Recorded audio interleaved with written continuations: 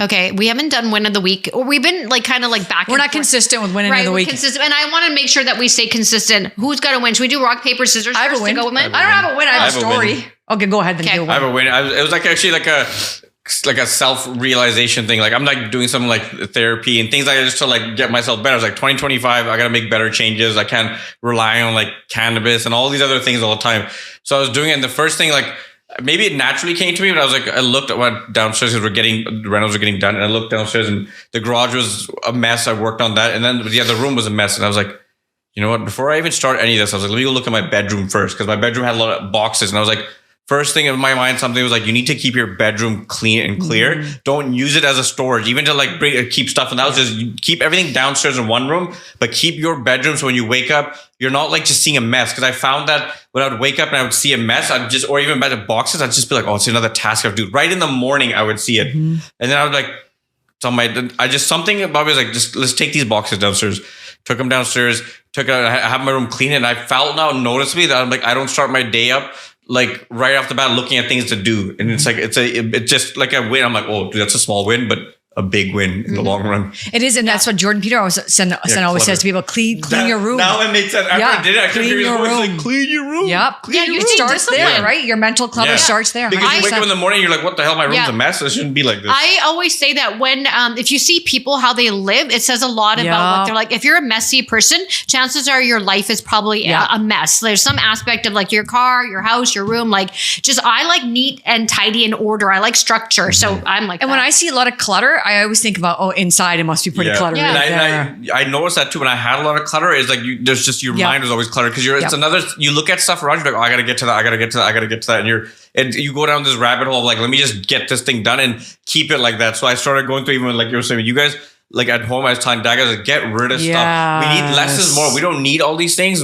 Save the money for experiences. But if we have all these things sitting in our home and we don't use them, they're sitting in a box. What is the point of keeping it? It's just taking up space and it's giving you more clutter mentally. We subconsciously don't realize that it's seeing clutter all the time. It's doing something. And you know, a lot of stuff that we accumulate, because we're a culture of like collectors now. We just have a lot of stuff, and it's not sustainable. Like if you think about it, all of this stuff is eventually going to end up at the landfills. So I recommend find local thrift stores or charities in your area and donate them so they go to a family that can use them and appreciate them. I do that a lot of my stuff, even with my clothing. If I don't want to let it go, if I can't sell it, I love Facebook Marketplace. I go and donate it. So then that way, at least I'm doing my part with the environment, because we're all about protecting the planet. Yeah. What's your win, Ange? My win is I'm going to go see Maximini. These two surprised me in one of our episodes. Ange is going to go see Maximini. Those of you that know me by now know that I just love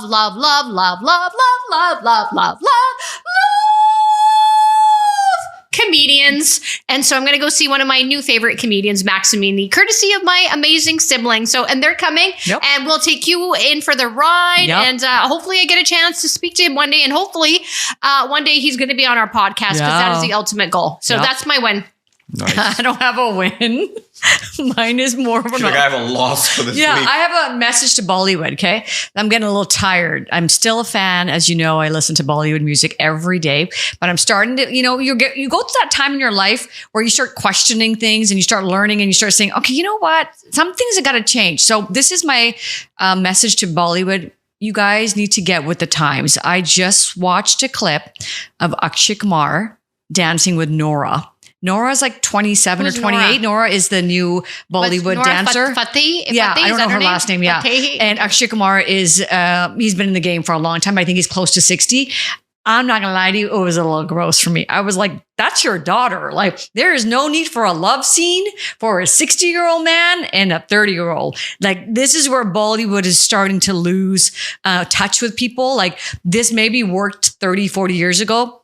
The world is changing. The world is evolving. People are getting smarter. Your audience is getting smarter. It's just, I don't know in what world, really don't know what world a 60-year-old man would marry a 30-year-old and live happily ever after. Well, there's some people out there, but you know what? Really? Who? 30, well, there's 30 years lots of them. old. Today, you could be dead in like 20 years and she's still got her whole life. Today's day and age, with especially the mindset and everything. Well, Anna Nicole Smith married somebody that was really old. Really, Angie? You're going like to compare Anna? Yeah. I know, but I'm just saying, here's my thing with Bollywood movies. And I love when Rose says to me, this is the best. She always said to me, did you watch that latest Bollywood movie? I'm like, once again, Rose, no, I don't ever watch anything. I'll tell you what, I just tapped out because I just realized the storylines weren't realistic. I couldn't relate to them anymore. Yeah. But I will just say one thing is that I love old Bollywood versus new Bollywood. Yes. Old Bollywood, you could watch the movie with your family. And that is what I love. I used to love so much and hold that in high honor because we're a culture of, privacy. We're not a very sexual culture. It's like less is more, you hide things. Didn't we do the Kama Sutra? Yeah, listen, it's a book, but I'm just saying is that when you would watch a movie, like back in the days, we could actually watch a Hindi movie with our family. Like today, the stuff that I see and how provocative it is, I'm like, I don't want to watch that. Like, I still want us to hold nothing to the imagination. I want us, our culture just to go back and have some values and like that's what bring makes class back. Yeah, our culture is so beautiful in that aspect. Yeah, like we don't need to compete. Even guys, even men are dogs. We all know that, right? But like even make us like work a little bit for you show everything right away after that. It's like, okay, now what's next? Yeah. Right. Like just bring back the class era because I think we've gone through that now and it's like we've cycled through this and we realized it's time to go back to that's how we say, like, remember the movies back in the 90s? They used to have a storyline. It was more like cinematic and it was some parts maybe weren't believable, but you just feel like it captivated you now more and more. I feel like your movies come out and you're always like, oh, I haven't seen a good movie in a long time. Yeah. And the old Hindi songs, classic songs are so beautiful. They have meaning. Beautiful. The only thing that I do not miss is the sound effects when there'd be an action scene.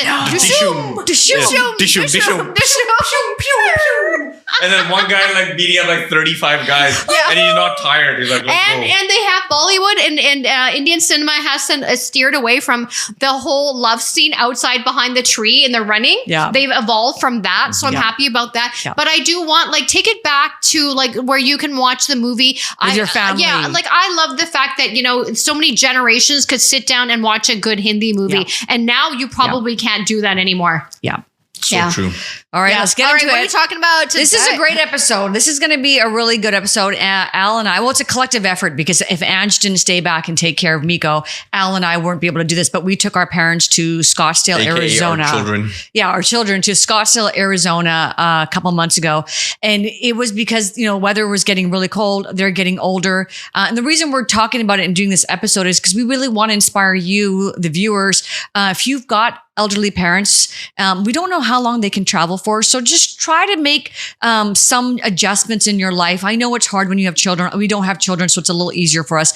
But just maybe making a collective family trip and you're going to create some amazing memories and you'll be able to just feel good that you did something for your parents. Because the parents have done a lot for us and we just wanted to find a way to kind of give back. And they continue to do a lot for us. Yeah. Mm-hmm. So I was saying too, I was like, we gotta do this like at least every year until we can until they can go. Yeah, until they can go places. So it was it was a nice eye opener, and we picked a good city. And man, what I think for me, one of the benefits was there was no traffic there. Yeah, and the city was built to be like 3-lane roads everywhere.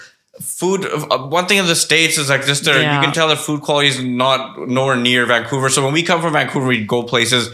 We don't realize that we have a certain quite a high standard here of food. Even our cheap restaurants are way better than the quality there. Right. But either way, the people were friendly. We did meet a lot of people from Canada that go there as snowbirds, and you can see businesses are welcoming to them. Everybody seemed very chill though. I think we saw what's the word? A pattern that anybody you saw, maybe our faces by default sometimes we don't look inviting, but when you walk by somebody, they'll say hello to you or excuse me. Generally, everybody seemed to be a baseline level of nice. Yeah. And I was like, I think it's the sunshine because when we got up every day, you could walk outside with a t-shirt on and it was, we're talking winter, 20 degrees every day. And in the nighttime, it got a little cooler, but everything, because outside was warm, the inside stayed warm. And it was very comfortable to the point where you didn't realize that you don't need all the extra jackets and all that stuff, but you could be able to go out with a sweater on and you could go about your whole day. Yep. There was just so much cool stuff that happened. I never thought I would sit in a driverless car. Yes, let's talk about the Waymo. You talk about that part because that was your thing. And I was freaked out until I sat in one too, and it was cool. I'm actually going to give you a backstory before we tell you this, but I read a book in 2020 and it's called The Future is Faster Than You Think. And one of the parts was saying that we're going to have driverless cars. And I was like, really? Like, I know that they have this, like, what are those things right now you have adjusted? You always hear about in Google Campus? But what are those cars right now that already have where the steering wheel takes over? Like, it's like self-assisting. Assistant. So I thought that still seems far away. So I went and told my dad this. And I was like, Dad, I'm reading this book and it's saying the future is going to be like in the next 5 or 10 years, like driverless cars. And my dad's exact words, not in my lifetime. I will never sit in a car with a driverless. It won't happen. I said, Dad, careful what you say. You should have recorded him saying that. Exact words. Like, careful what you say. Because he's like, no, maybe when I'm 80 or 90, maybe it'll be around, but not. So when we got to, I didn't realize that. So I knew that the Waymo car, which is the robo-taxi, the driverless car, was in beta because I had seen it when I was in Beverly Hills. It was kind of going around. Explain beta to folks that don't know. So it's just testing stage. So I had seen it there and I had a lot of projects in the past that were in Silicon Valley. So I would see those things out there, but they were just testing them in these small little areas. So when we got to Arizona, it was full-fledged everywhere. Yeah. Like, it was at the light. There's like hundreds of them everywhere. Wow. And I was like, this is my chance. This is my opportunity. And then I went to ask ChatGPT, like, what cities are these in? And it said Arizona is the first city to pilot this in because of the way the roads are mapped out. It makes sense that they could do this. 3-lane roads, like no traffic. It was like the perfect scenario to have a driverless car there. That's what made us feel safe. And so the first ride, me, Mom, and Dad went into it. And by the way, it's cheap. It's much cheaper than taking Dad Uber. went into it when he's like, no way. No way. First time, tell me the first story. Dad go in the he went. Yeah, he went with me. Yeah, he went in because we told him, I'm like, Dad, I'll just do a 2-mile ride so that it's only going to go from here to there. Al will meet us at the other end so that you feel safe, like Al's driving behind. Because we had a rental car, so Al was basically behind, and we were in the car. And so it only went for 2 miles. I think we went to a coffee shop, and Dad was like, "Oh my god, like, is this for real right now? Like, this is so futuristic." So we get there and we park and we went and got our coffee. And Mom goes, "That is good. I want to do it again." Then Dad goes, "Yeah, I'll go in." Because Mom doesn't like to drive. Yeah. And people, and also you got treated like a celebrity. I didn't realize until we got there. People were like, "What? That's a driverless car." Everyone you can see pull out their phone. Like, you get up, everyone's like, dun, dun, dun, like, taking pictures. And we're like, "What's that playing?" You guys might be on a TikTok video. We took it to the botanical gardens. Yeah. So the botanical gardens is generally more tourists that come there, right? Around town, people weren't really that much. But you can hear people like, "What?" Yeah. No one's driving that car. How do people know? You can tell. You can tell. It's got a big dome outside. Radar in this car is spinning. And there's no one in the driver's seat. And there's no one in the driver's seat. Well, sometimes, but if Al's in the passenger, wouldn't he be just kind of like covering up? The way the big thing on top of it, it tells you so spinning. people knew there's something happening. And you attract attention. When people look at it, first thing they look, where's the driver? Where is he? Where's the driver? Very cool. The 4 of us got out of it. You should see people were like, "Oh my god!" And then people brought their phones out. I was like, "Oh, is this?" Maybe they think you guys are aliens from space. Seriously. The best is though, we took that Waymo to the botanical gardens, and Rose was like, "Yeah, this place every once or twice a month they offered free on Tuesdays." And I was like, "Yeah." I was like, "What are the botanical gardens?" I was like, "What's the regular admission?" It's like $35 US per person. Yeah. I was like, "Okay, if it's happening on the time one day, let's just go do it." We go there, and there's probably 1,000 people that are walking around the same time. And I'm looking at the landscape that's in the parking lot before we're about to enter this place. So far, nothing inviting from the parking lot. Walk in there, looking around. Like, this is not a botanical garden. This is a desert. It's a botanical desert. There was no trees there. There was no flowers. First thing came to my mind, I was like, where's all the money going?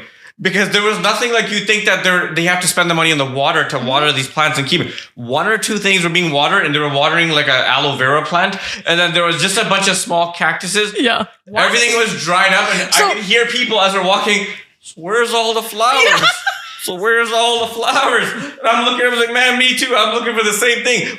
This thing should have been like a 2-3 hour. Like, let's look at the flowers, take pictures. We were probably in and out in 15 minutes. So there was no botanical garden. There was nothing botanical about it. So let me give you the backstory. So when Al and I went to Austin, Texas a couple years ago, we paid and we went to the botanical garden, and it was beautiful. I think Al and I spent like 4 hours. Austin, Texas botanical garden. You could see that's where the money was going. Like, it was. So I was thinking the same thing with like, okay, it's a desert, but they probably will put the money towards this. And I was going to buy the ticket, but somehow, I don't know why, when I scrolled down, it said every second Tuesday of the month we do free for it. And I went, "Oh, we're here second Tuesday. What are the odds of that?" So I thought, okay, I'll save that money and send us to the zoo and do this. First thing, Al turned around and goes, thank God you didn't pay for this. I would have been pissed if that came out of our budget. And the worst part is, as people are leaving, there's a bunch of workers there trying to get people to sign up for a yearly membership. I was like, you think I want to come back and see this shit again? I was like, player, I could drive into the parking lot. Everything you saw over there, I see right here. I see it all right here, man. I probably got more trees next to the Airbnb I'm staying, man. Oh my goodness. Well, what happened to this botanical garden? I don't know. They're just not taking care of it. Money's going, I don't know where. Like, I don't know where. Because all the stuff they had was just stuff that just grows naturally from the ground. And it was embarrassing to see that this is what you're bringing people here to see. Like, I was embarrassed for the botanical garden. I was embarrassed for the trees in the ground. I was embarrassed for the people. I was embarrassed for like everybody. I was like, what the hell is going on here? For nature there? I was like, call my robot and tell him to come pick me up. I'm getting out of here. And Al's so theatrical, right? Within 25 minutes, Al's like, so this place is a dump. I'm ready to go. Yeah, I was like, there ain't shit to see here. Yeah. I was like, there's nothing to see here. Is Alan millennial? Mom, we have more flowers in our own front yard. We have more botanical garden in our front and backyard than this place has. Mom's face is the best. Mom's like walking. I go, Mom, let's go see more. You guys, we spent probably about 90 minutes. We did do it because we went through all of it. But every time we got more, it got worse. Yeah. It got worse. And we're like, what's going on here? Like, yeah. And then and then you have staff that are walking like, welcome to our beautiful gardens here. Oh, so much to see. Like, I don't think you can see. I don't think you see anything here. Like, what the hell is going on here? Like, this was the worst place ever.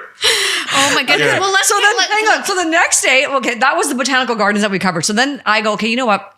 This was a bust, right? Let me take everyone to the zoo, right? And so, Mom and I love spending hours in gardens and zoos. We're just that kind of people. Al and Dad, not so much. Mm-hmm. So then I said, you know what? Why don't Mom and I just go to the zoo, and Dad and Al can go do their own thing, right? I'll take the Waymo again. She likes the Waymo. We'll go and experience the zoo. So the next day, Mom and I went to the zoo, right? And so we got there, and Mom's like, okay, yeah. First thing we saw a lion. Mom was like, okay, now we're like, this is good. I said, okay, the lion looks a little sad. It's a little depressed, and he plops his head up, plops right back down. And I was like, okay, that's fine. It wasn't that warm of a day. I don't know what's happening with the lion. Maybe he didn't see his partner. So then we move in, and then I see the cheetah, and I'm like, the cheetah's here, I'm here. And you know me, I love him. I was like, oh, and he's pacing, and he looks kind of depressed. And I'm like, okay, that's weird. Second animal.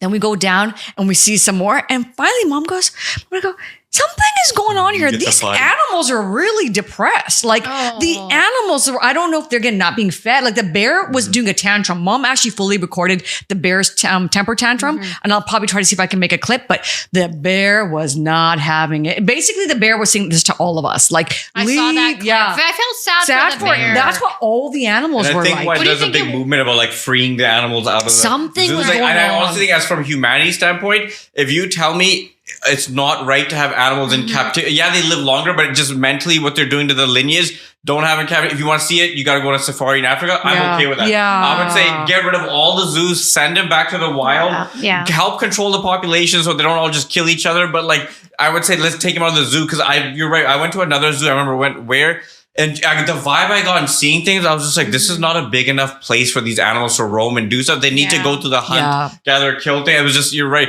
When you saw that energy, your guys' energy was like depressed. Yeah. Like you saw like, shit, I can't believe we're doing this. So then they're not in their, let me tell you more. They're not in their natural habitat, right? So I saw a llama and it was $8 to ride the llama. There? Yeah, so I rode the llama. You rode a llama? Yeah. No, a camel. Sorry, a camel. Yeah, I'm like the llamas before. I started the camel. Yeah, camel wasn't that excited either. And I gave it like a hi, thanks Isaac. Thank you for riding me. So yeah, Mom, this is the best part. Mom wears a dress. Mom goes, can I go on there? I go, Ma, how are you going to lift your dress up? You're going to give everyone a free show. She's like, shit, why did I wear a dress today? Mom and her dresses on vacation. My mom is 70 and she wanted to get on the camel. She's so badass. Yeah, I was like, Mom, you're inspirational. So we still spent a few hours going around. We took videos, we took pictures, but so as we get out, I called the Waymo, and I go to the guy. There's two guys sitting outside. They're like in their like late 20s. I was like, "Hey guys, like, do you know where the ride sharing is?" And he's like, "Isn't it right here? I just called my Uber, and it should be coming here." And I go, "Oh no, I called the Waymo." He's like, "You called the Waymo?" I was like, "Yeah." I'm like, "Yeah, kids, I'm cooler than you guys are." So then he goes to me as I was walking towards the ride share. He goes, "Hey, can I ask you a question? How did you like it in there?" And I was like, "Can I be really honest?" He goes, "Yeah." I go, "It's really depressing." And he goes, "That's exactly what I just told my buddy. Like, that was really depressing, right?" It's like, do you feel like the vibe, something was going on? Like, they're not feeding them or something is going on. Because the amount of pacing these ones were doing, the tiger was pacing, the jaguar was pacing. Something was wrong with that place. Yeah. I don't know what. I've they never don't have seen enough that space enclosure, and I think it's just but providing not even that, food. we've been But to there's San no Diego extra Zoo. activities that are probably Something keeping them. was going on. And they live in that same area, right? Remember, animals meant to roam around and go. But Ash and I went to San Diego Zoo. I don't feel like we walked away with that vibe. Like I legit walked away like this is something's going on. I did feel sad. Zoo also is a very big zoo where it's outdoor and it has more like. This is outdoor. It is, but I think it's like it's not like that big of a San Diego Zoo is beautiful, but I do agree. It's huge, and they have lots of land. It makes me sad though. It does make me sad to see all the animals like that because they're out of their element. They're not, they're in captivity. They're not in their natural habitat state. But and if you're sorry to cut you off, but if you're able to visit them through the window, then they must not be going that far. Then no, it goes very far. Then how are you able to see them then? What do you mean? Like, how is this place, if it's so vast, how are you able to, in that moment, just see the lion? Because when you get in, the first center is for the lion, and then you move on to the thing. Exactly, they have him in center, but he goes all the way in. Like, there was one animal, I'm not going to remember the name. That one was roaming the mountains. Like, it was all the way up so there. You didn't get to so see I was like, that thing is all the way up there. Then I thought, why wouldn't you put the tigers up there and let those guys roam around? There's these, I don't know the animal's name. They had these interesting horns. Like those guys were climbing up some. They had massive space. How much space do the tigers have in Not much. See, that's probably why. They were like really depressed. Range. When the tiger in the end, I was like, please stand up. And he did the same thing to the lion. They did their tilt and they looked up and they went right back down. I was like, there's something wrong here. They're probably like, I gotta see these guys, these tourists every single day when I don't want to. He's probably looking at us like, because of you, I'm here. Yeah. And then I was like, why don't you come here to look at me, man? Get rid of the demand and I'll go back. We're gonna break up both of our Arizona conversations. So we're gonna have two episodes into this. You're listening to part one of this episode, and come back in 2 weeks when these two tell you more about Arizona, especially if you're thinking about going there. So catch you later. Catch you in 2 weeks. It's A Tribe Called Dhillon signing off. Bye-bye. Bye. Definitely got to check out Arizona though.